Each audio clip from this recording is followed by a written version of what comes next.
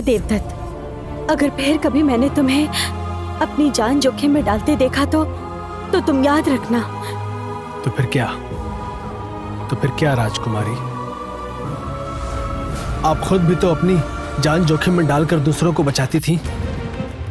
वो सब ठीक है, तुमने मेरी जान बचाई वो भी ठीक है, लेकिन अगर कभी अपनी जान को तुमने खतरे में डाला तो तुम मेरी और मौत के बीच।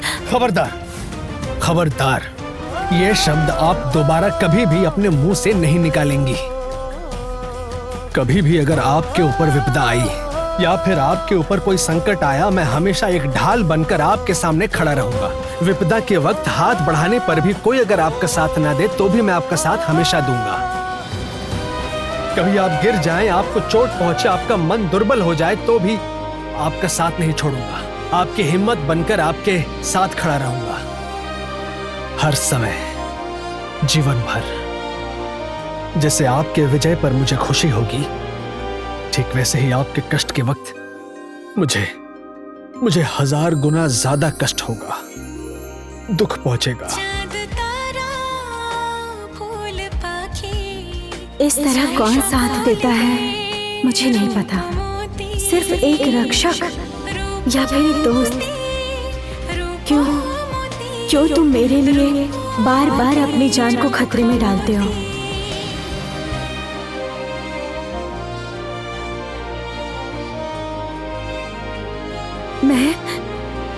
मैं एक ऐसे अनजाने रास्ते पर चल रही हूँ जहाँ हर कदम पर खतरा और मौत दोनों साथ में है। मुझे अपने लक्ष्य तक पहुँचना ही होगा। उसके लिए अगर मेरी किस्मत में मौत भी लिखी हो तो वो भी मंजूर है, लेकिन मैं नहीं चाहती कि मेरी वजह से कोई अपनी जान खतरे में डाले। तुम ऐसा काम अब दोबारा कभी नहीं करोगे। मुझे माफ कीजिएगा, मैं आपके इस आदेश का पालन नहीं कर सकता। क्यों नहीं कर सकते? कहा ना नहीं कर सकता। क्यों नहीं कर सकते? बताओ मुझे, तुम्हें मुझे बोलना ही होगा। मैं आपके इस प्रश्न का उत्तर देना जरूरी नहीं समझता राजकुमारी। हाँ जरूरी है, तुम्हें देना ही होगा। क्यों तुमने अपनी जान की परवाह नहीं की? क्यों हर बार मेरी मुसीबत में कूद पड़ते हो तुम? क्यों हमेशा मुझे ऐसे संभाल कर रखते हो? बोलो, आज तुम्हें बताना ही होगा, नहीं तो मैं तुमसे अपने सारे रिश्ते तोड़। क्योंकि मैं आपको पसंद करता हूँ, पागलों की तरह पसंद करता हूँ।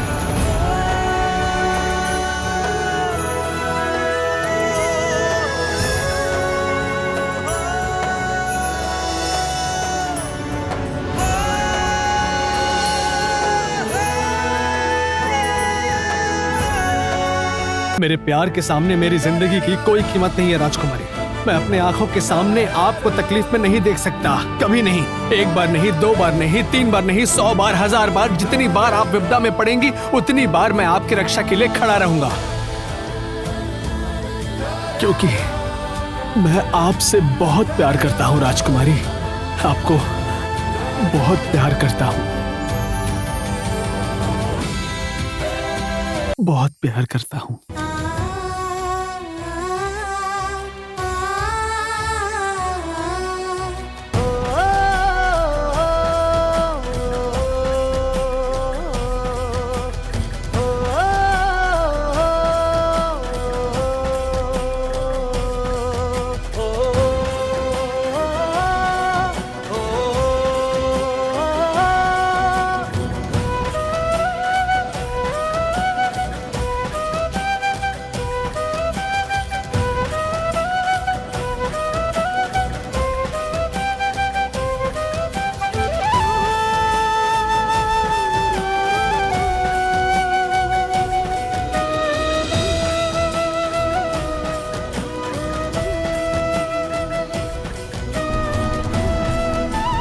क्या सोच रही हो? मैं एक साधारण वैद्य का बेटा और आप एक राज्य की राजकुमारी, रूपनगर की मशहूर रानी। भावनाओं में बहकर मैं चांद को छूना चाहता हूं, है ना? लेकिन प्यार क्या जाति, धर्म, वंश ये सब देखता है राजकुमारी? इतने दिनों से आपके साथ चलते चलते, उठते बैठते, आपके साथ रहते रहते मेरे मन को आपने पूरी तरह से घेर लिया है। मैं समझ ही नहीं पाया। और जब मुझे समझ में आया कि मेरा मन अब मेरे बस में नहीं है, तब मैंने ये निश्चय किया कि आपको पता नहीं चलना चाहिए।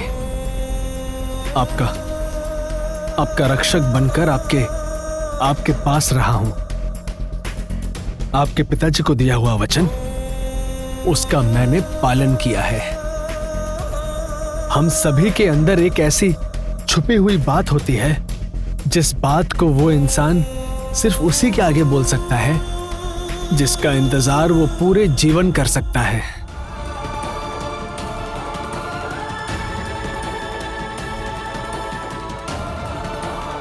वो इंसान मुझे मिल गया है राजकुमारी, इसीलिए आज मैंने आपको सब कुछ बता दिया।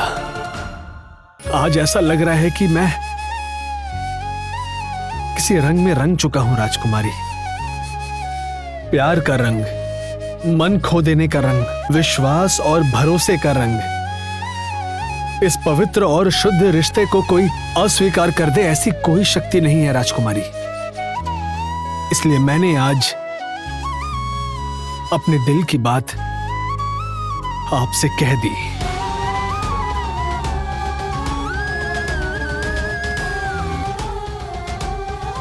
आज जब मैं तुम्हें खोने वाली थी, तब मुझे समझ आया कि मेरे मन में भी वही एहसास है। लेकिन मैं तुमसे वो बात कैसे कहूँ? मैं अपने सुख के बारे में, अपने जीवन के बारे में सोच भी नहीं सकती। मेरे ऊपर पूरे रूपनगर की जिम्मेदारी है। मेरा परिवार, मेरे पिता, मेरी प्रजा, उन सबको मुझसे बहुत उम्मीदें हैं, मेरे इंतजार में है। जिसका जीवन इतने बड़े उद्देश्य के लिए समर्पित हो, वो किसी इंसान का प्यार से हाथ पकड़कर अपना सुख संसार कैसे बसाएगा? ये क्या राजकुमारी, आप कुछ बोल नहीं रही हैं? आप रो क्यों रही हैं? क्या आपको लगता है मैं आपकी योग्य नहीं हूं? मैंने क्या आपसे प्यार करके भूल की है, अपराध किया है? पता नहीं, मैं नहीं जानता कि आप मुझे अभी किस नजरों से देख रही हैं और आगे किस नजरों से देखेंगी, लेकिन मेरा प्यार कभी आपके लिए कम नहीं होगा राजकुमारी। मैं इसी तरह से आपको जीवन भर प्यार करता रहूंगा। अगर आप मुझसे मुंह भी फेर लें तो भी मैं आपको कभी नहीं छोड़ूंगा।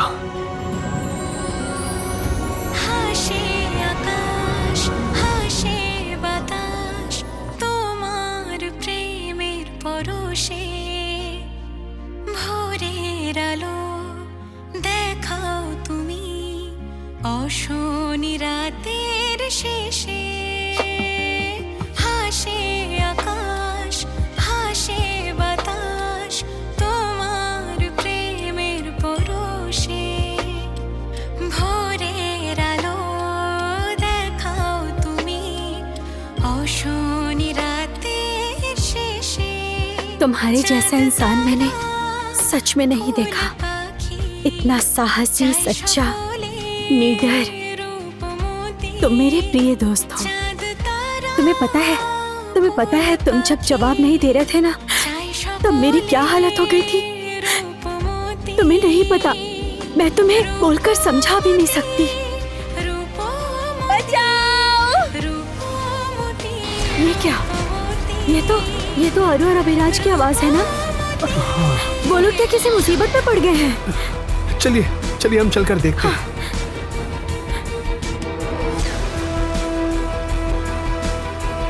आइए। अरे ये क्या कर रही हो? क्या कर रही हो ये? अरे ये तुम क्या कर रहे हो? अरे रुक जाओ! अरे बाबा! मत करो! क्यों कर रहे हो ऐसा? रुको तो! अरे रुक जाओ, हमारी बात सुनो! अरे शांत हो जाओ! अरे रुक जाओ, अरे हम लोग बात करते हैं ना। देखो सुनो ऐसा मत करो। हमारी बात सुनो। शांत हो जाओ, क्यों कर रहे हो? रुक जाओ, खबरदार, खबरदार बोल रही हूँ। तुम एक भी पत्थर और नहीं फेंकोगी, नहीं तो मैं भूल जाऊंगी कि तुम्हारा दुख देखकर दया करके मैं तुम्हारी मदद करने आई थी। इन्होंने मुझे बार बार मुझे मना किया था, फिर भी मैंने किसी की बात नहीं सुनी। और तुम्हारा दुख देखकर मैं तुम्हें छोड़कर भी नहीं जा सकी, और तुम उल्टा हमें ही चोट पहुंचा रही हो। जो मदद करता है उसके साथ कोई ऐसा व्यवहार करता है। हम 8 बहनों का सर्वनाश करके भी चैन नहीं मिला, फिर लौट आई शैतानी खुशखुशों की टोली। चले जाओ बोल रही हूँ, नहीं तो मैं फिर से चोट पहुँचाऊंगी। अरे बाबा, कहाँ है खुशखुश? तुम कहाँ देख रही हो खुशखुश को? हम सब तो इंसान हैं। और अगर खुशखुश होते तो तुम्हारा दुख देखकर तुम्हारी मदद करने आते या फिर तुम्हें बचाने आते? बोलो तो। तुम लोग सच में इंसान हो, खुश नहीं? नहीं, तुम इंसानों के रूप में खुश हो, मुझे यकीन है। हाँ, विश्वास करो, हम इंसान हैं। खुश होते तो तुम्हारे आक्रमण के बाद क्या हम चुपचाप रहते? नहीं रहते। हम इंसान हैं, इसीलिए हमारे अंदर इतनी शक्ति नहीं है कि हम तुम्हें आघात पहुंचाएं। सुनो, अगर हमारी क्षमता होती तो अभी तक की आग के गोले फेंककर तुम बच के जा नहीं पाती, समझ गई ना? बदमाश काला पत्थर। अरे नहीं। दरअसल इतने साल मायावी नींद में सोई थी ना, इसीलिए इंसान और खुश में फर्क भूल गई। लेकिन इस जंगल में तो साधारण इंसान आ ही नहीं सकते। अगर तुम लोग इंसान हो तो यहाँ कैसे आए? अच्छा ठीक है। पहले ये बताओ, तुम कौन हो? तुम्हारी ये हालत किसने की है? नहीं, मैं बोला तुम्हें ये सब क्यों बताऊं? खुद के ही पैर में मैं खुद से कुल्हाड़ी क्यों मारूं? इतने साल बाद नाक, मुंह, हाथ, पैर सब वापस मिले हैं। कहीं मैं फिर से उस बंदी जीवन में न फंस जाऊं। मेरी वजह से, हमारी वजह से तुम्हें खतरा होगा ऐसा लगता है तुम्हें? मुझे तो तुमने कैद करके मारने की कोशिश की थी, उल्टा मैं तुम्हारी यहाँ मदद करने आई हूँ और तुम मुझसे ऐसे बात कर रही हो। अरे बाबा, अगर तुम मुझे ठीक से नहीं बताओगी कि तुम कौन हो, तुम्हारी असली पहचान क्या है, तो मैं तुम्हारी मदद कैसे करूँगी? तुम्हारी परेशानी कैसे समझूंगी मैं? ठीक है, तुम्हारी बातें सुन के मुझे थोड़ी सी हिम्मत मिल रही है, लेकिन मेरा असली चेहरा तो तुमने देखा ही नहीं। ये काला चेहरा मेरा नहीं है। मुझे बहुत दुख होता है, अपना पहले वाला सुनहरा रंग खो चुकी हूँ मैं।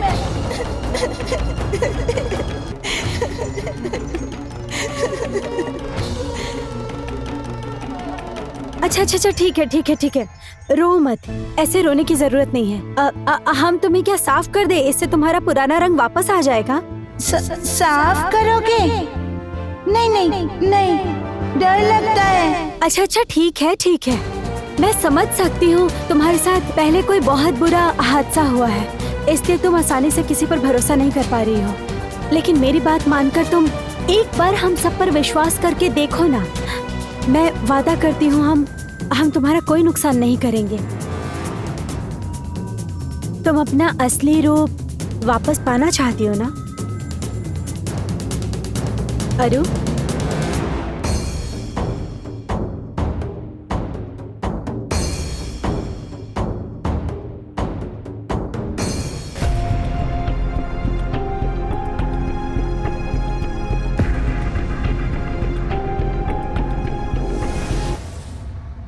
इस बार यहीं पड़ी रहो तुम। चुटिला, ऐसा मत करो।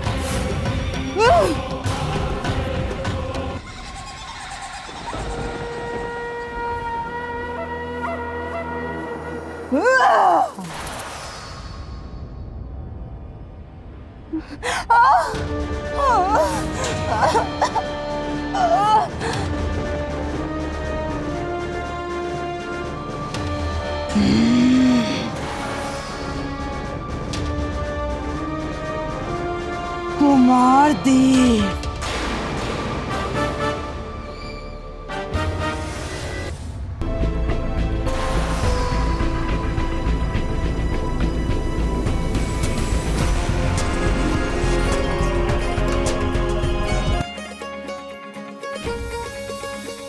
रूबी पत्थर?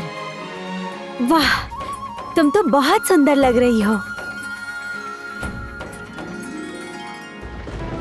लेकिन तुम्हारी ये हालत कैसे हुई बताओ?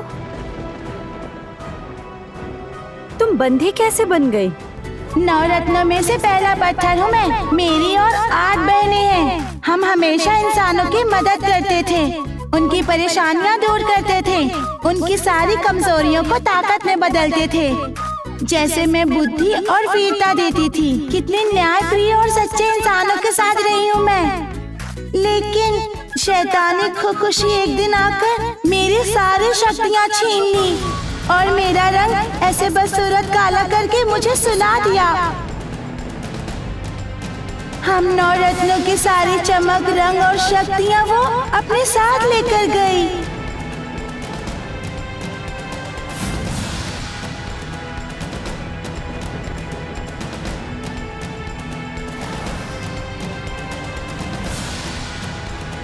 इसीलिए बाबा के हाथों में इतने सारे पत्थर थे। लेकिन वो पत्थर उन्हें शक्ति नहीं देते थे। बाबा दिन पर दिन कमजोर होते जा रहे थे, नवरत्न पत्थर धारण करने के बावजूद भी। क्या कह रही हो? तुम्हारा उद्धार करने के लिए कभी कोई नहीं आया? कोई भी हमें बचा नहीं सकता था और इस जंगल में कोई आ भी नहीं सकता था। लेकिन जब रूपमती यहाँ आ सकती है तो जरूर वो कोई विशेष है, जिसके हाथों से इतने साल बाद हमारी मुक्ति होगी।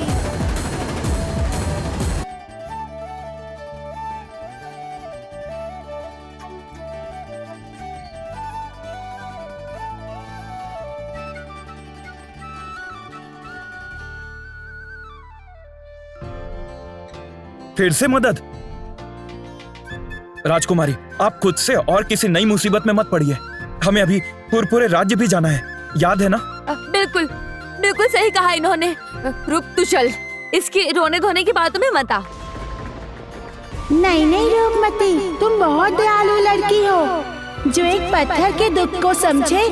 ऐसे इंसान बहुत कम मिलते हैं। तुम मुझे ऐसे अकेले छोड़कर मत जाओ। मुझे मेरी बहनों से मिलवा दो। मैं तुमसे भीख मांगती हूँ। अरे पर नहीं रूबी, ऐसी बातें मत करो। लेकिन इतने सारे काले पत्थरों में से मैं तुम्हारी 8 बहनों को ढूंढ कैसे पाऊंगी?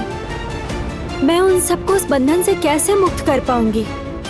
मैं तो यही नहीं समझ पा रही हूँ। जैसे तुमने मुझे मुक्त किया है।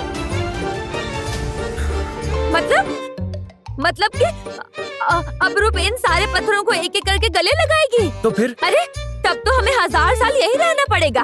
ए रूप, मैं तुझे बोल रही हूँ, तू इसकी बातों में बिल्कुल भी मत आना। इसके जाल में मत फंसना। मुझे इस तरह के झंझट में फंसने की बड़ी इच्छा होती है। मैं इन सब में पड़कर पत्थर बन जाता हूँ और फिर आप मुझे बाहर से। देवदत्त, तुम उनके कान में क्या कह रहे हो? मेरा मतलब, जो भी कह रहे हो हमें भी बताओ। उफ, हर बात में आपकी जिज्ञासा रहती है ना। चुप। हाँ मतलब नहीं मतलब अगर राजकुमारी चाहे तो बता सकती है कि हम क्या बात कर रहे थे। मुझे कोई असुविधा नहीं। चुप रहो ना तुम। ये सब क्या बोल रहे हो? क्या तुम लोग को लगता है कि रूपमती ने मुझे गले लगाकर मुक्त किया है? नहीं, इसके पास कोई और शक्ति है। उसी से मेरे ऊपर का खुशी का माया जाल टूट गया। मेरे पास कैसी शक्ति होगी? मैंने तो तुम्हें प्यार से गले लगाया था। लेकिन यहाँ पर इतने सारे काले पत्थरों के बीच में से मैं तुम्हारी 8 बहनों को कैसे ढूंढ पाऊंगी? मुझे तो यही नहीं समझ आ रहा है। तुम कोई साधारण लड़की नहीं हो रूपमती। तुम इस काले पत्थरों के जंगल में किसी के आशीर्वाद से ही आ पाई हो।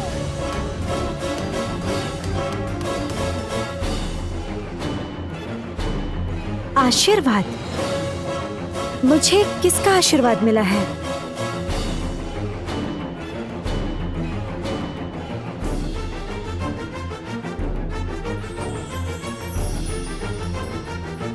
ये तो बूढ़ी दादी माँ की छड़ी है। मैं तो भूल ही गई थी।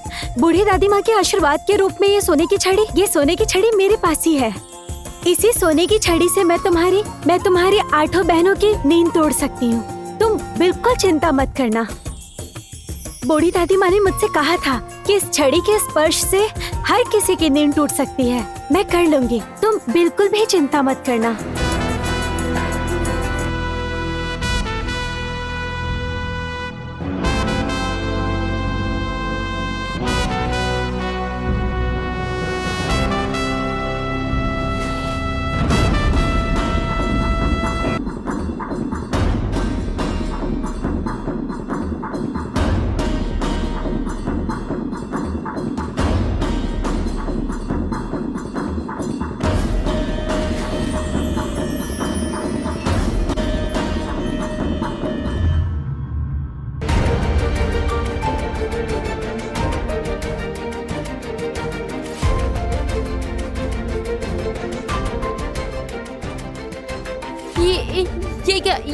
ये हिरन कहाँ से आया? मतलब पत्थर से तो रतन निकलना चाहिए था ना। क्या मुसीबत है, जो टेलर ने सिर्फ हम 9 बहनों को काला पत्थर नहीं बनाया था, इस जंगल के सारे जानवरों को भी पत्थर बना दिया था। इसीलिए तो इतने सारे काले पत्थर हैं।